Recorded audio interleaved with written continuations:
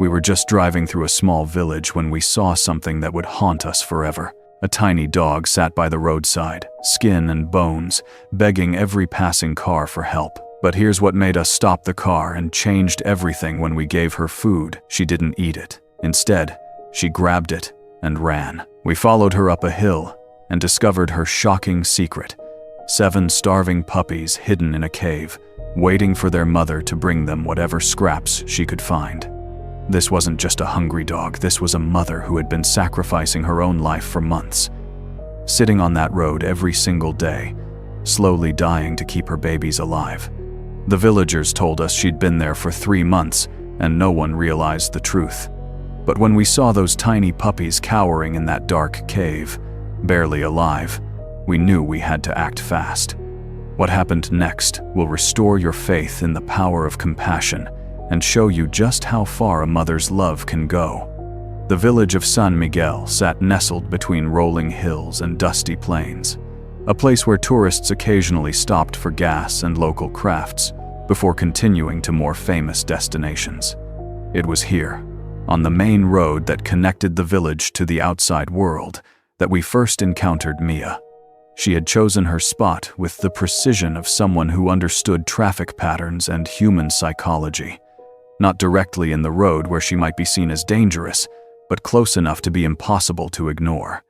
Her small frame, barely 15 pounds even in healthy condition, made her appear non-threatening to nervous drivers.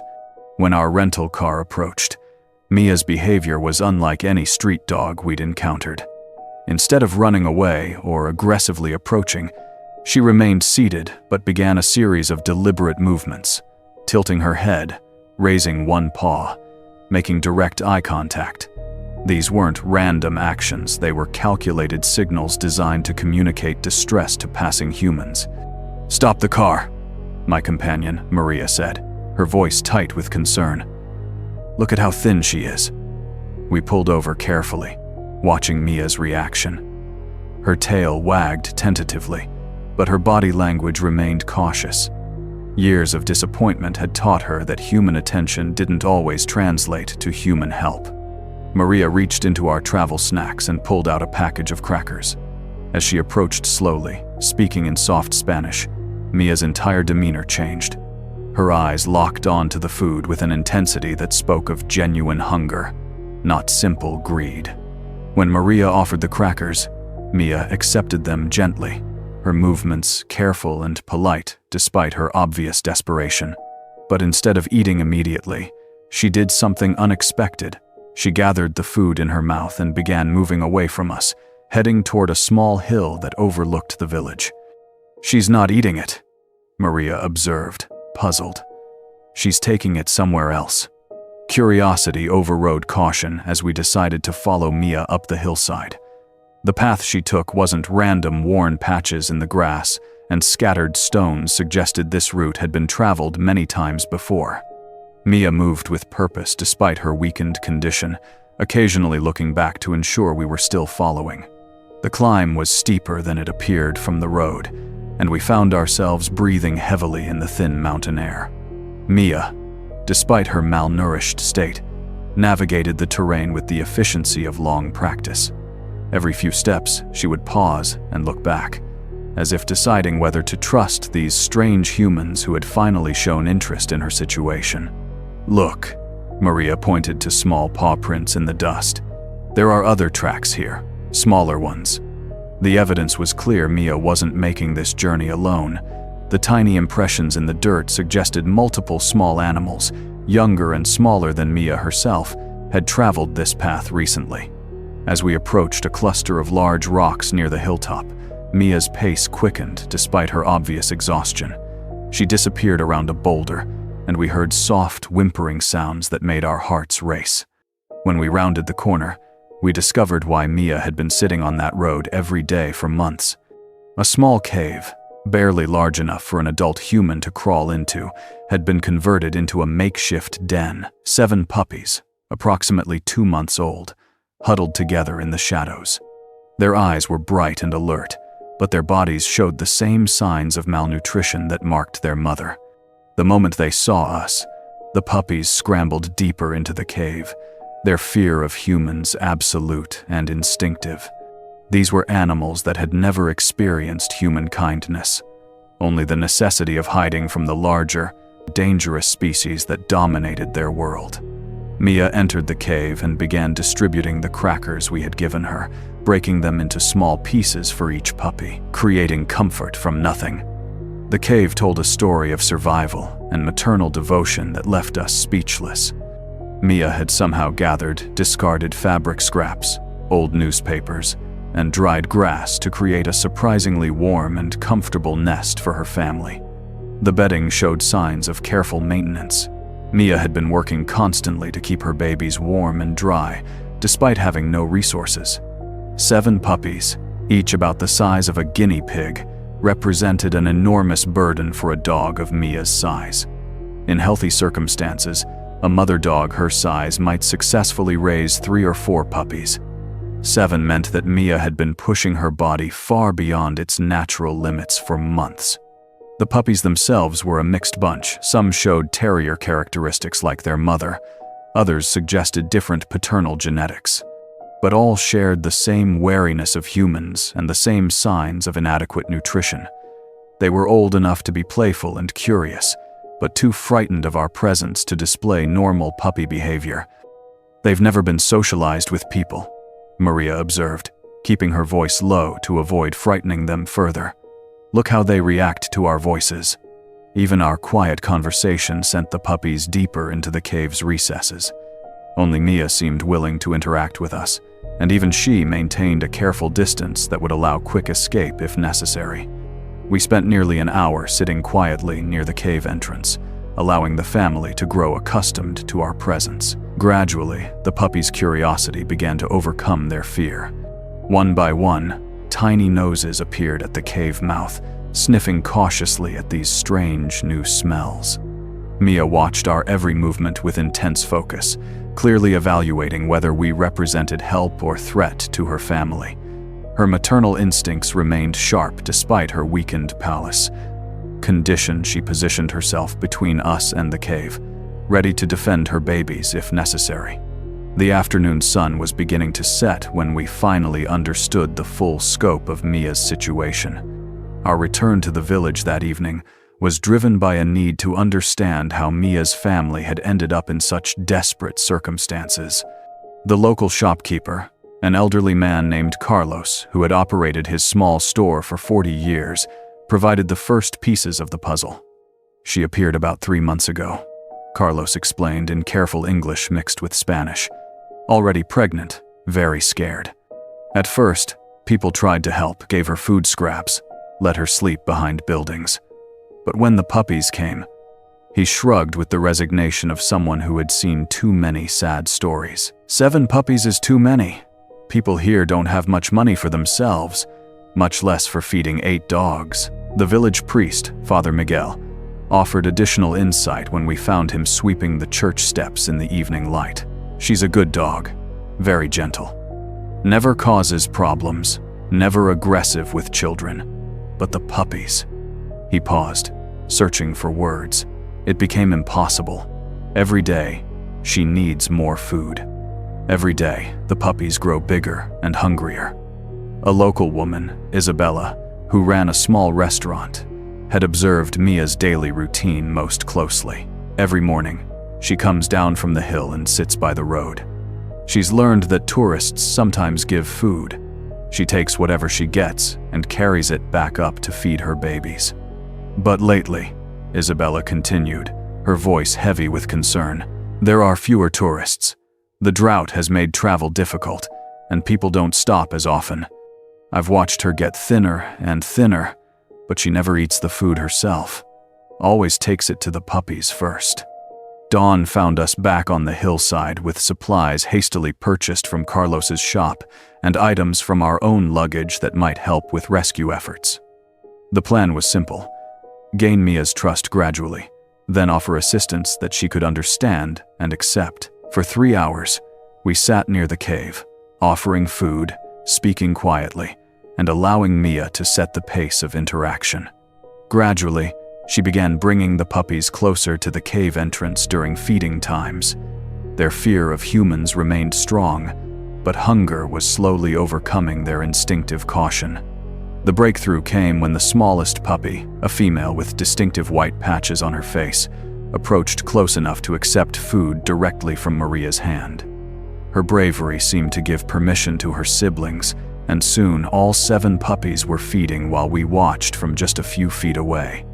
Mia's behavior during this feeding session revealed the depth of her exhaustion. Between ensuring each puppy got food and remaining vigilant for threats, she barely had energy to eat anything herself. Her maternal dedication was literally consuming her body's remaining resources. "She's not going to last much longer," Maria whispered, watching Mia sway slightly from fatigue. The decision to bring Mia and her family home wasn't made lightly, but watching her continue to deteriorate while trying to care for 7 growing puppies left us no choice. Our rental car's back seat was converted into a makeshift animal transport using blankets, towels, and a large cardboard box Carlos had provided. The process of moving 8 frightened dogs from a hillside cave to a vehicle would require patience, gentleness, and considerable luck. Mia seemed to understand that something significant was happening. As we began the careful process of approaching her puppies, she positioned herself where she could observe every movement. Her trust in us was still fragile, but her desperation for help had finally overcome her fear of human intentions. The puppies were surprisingly cooperative once we began moving them. Perhaps exhaustion had dulled their flight response, or perhaps their mother's acceptance of our presence had communicated that we weren't threats. One by one, we gently lifted each small, warm body and placed them in the padded box. Mia was the last to be moved, and her reluctance was understandable. Leaving the cave meant abandoning the only security she had known for months. But when she heard her puppy's voices calling from the car, her maternal instincts overcame her fear of the unknown. The 2-hour drive back to our temporary lodging in the nearby city was careful and slow. Every few minutes, we checked on our passengers, offering water and reassurance. Mia spent the journey watching her puppies and occasionally looking at us with an expression that seemed to mix gratitude with lingering uncertainty. 2 weeks into the rescue, regular veterinary examinations showed remarkable improvement in the entire family's health. Dr. Rodriguez, our local veterinarian, documented Mia's 4-pound weight gain, nearly 25% of her original body weight, and the puppies returned to normal growth patterns. "This is why early intervention matters so much," Dr. Rodriguez explained while reviewing their progress charts. "Young animals recover quickly when given the resources they need. Another few weeks in those conditions, though, and the damage might have been permanent." The daily routines of medication, feeding schedules, and exercise requirements had transformed our temporary lodging into a small-scale animal care facility. Maria had developed expertise in puppy nutrition and basic medical care that surprised even Dr. Rodriguez. Word of Mia's rescue had spread through Dr. Rodriguez's network and the local community, generating interest from multiple families seeking to adopt puppies. We found ourselves screening potential adopters and ensuring proper matches for each puppy's unique personality. Over the following weeks, we successfully placed 6 of the 7 puppies in carefully selected homes. Each adoption was followed up with phone calls and photos that documented the puppies' integration into their new lives. The updates were consistently positive, healthy puppies, adapting quickly to loving homes and bringing joy to families who had prepared carefully for their arrival. As the last puppy was placed in his forever home, Maria and I faced a decision we had been avoiding for weeks. Multiple families had expressed interest in adopting Mia, but the thought of saying goodbye to the brave little dog who had started this entire journey felt increasingly impossible. "She's been through enough transitions," Maria said one evening as we watched Mia explore our living space with growing confidence. "Maybe what she needs is stability, not another new beginning." We began the formal adoption process for Mia that week, completing paperwork that would make her legally our responsibility and family member. The decision felt both monumental and perfectly natural, the conclusion of a journey that had transformed all our lives. The transition from rescue mission to pet ownership was gradual but definitive. Mia was no longer a stray dog we were helping. She was our dog, with all the responsibilities and joys that relationship entailed. 6 months after leaving the village of San Miguel, we returned with Mia for a visit that completed the circle of her rescue story. The transformation was so complete that Carlos, the shopkeeper who had helped with our original rescue supplies, didn't recognize her initially. "This is the same dog?" he asked in amazement, watching Mia confidently explore the village streets where she had once begged for survival. "She looks like a completely different animal." Mia's behavior during the village visit revealed how far she had traveled psychologically as well as physically. Instead of the fearful, desperate dog who had sat by the roadside, she now moved with the confidence of a beloved pet, exploring new territory under the protection of her human family. We visited the hillside cave where we had first found her family, now empty and already beginning to be reclaimed by natural vegetation. Mia showed interest in the location but no desire to return to it. Her past was acknowledged but not mourned. The villagers who remembered her story gathered to meet the success of their community's rescue efforts. Father Miguel blessed Mia formally, thanking God for the strangers who had stopped to help and for the positive outcome of their intervention. "She is proof that kindness matters," he told the small crowd that had assembled. "Sometimes one act of compassion changes everything." The most meaningful moment came when Isabella, the restaurant owner who had watched Mia's daily roadside vigil, offered her a treat.